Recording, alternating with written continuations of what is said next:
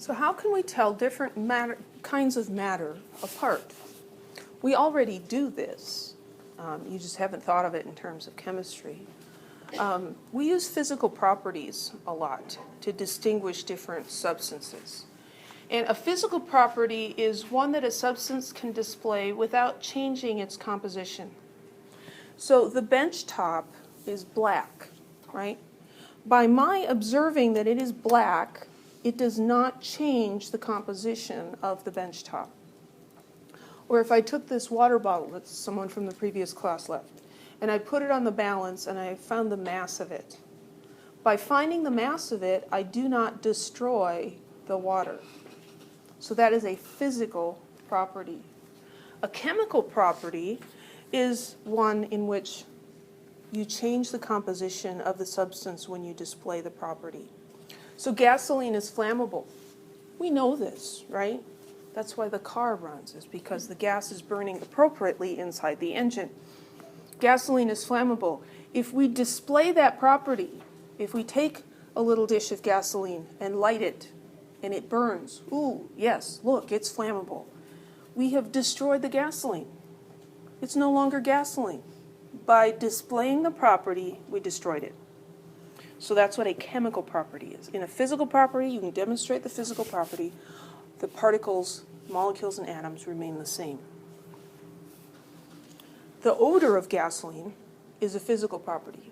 If you smell it, that does not alter its composition, but the flammability is chemical. It changes composition when it burns.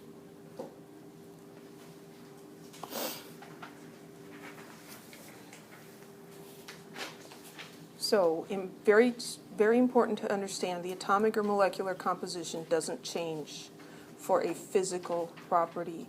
The boiling point of water is a physical property. Water boils at 100 degrees Celsius. When we boil the water, it changes from a liquid to gas, but the gas is still water. The particles are the same.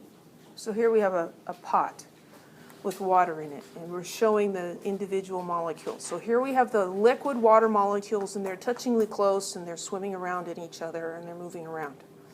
When we boil this, we cause it to go into the gas state, but the particles themselves are not changed. They are still water molecules.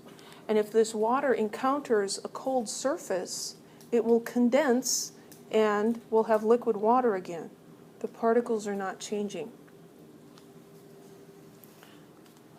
Any of the state changes, melting, freezing, boiling, condensing, subliming, or deposition, anytime you're just changing state, it is a physical property of the temperature at which it does that. So the freezing point of water is 0 degrees Celsius. Is that a physical property or a chemical property? If we demonstrate water freezing at 0 degrees, do we change the water molecules? No. So state changes are physical. Iron rusting is a chemical property. Here we have an iron nail. It's composed of iron atoms. And they're all lined up and very nice here. When iron rusts, it combines with oxygen, and it's not the same anymore.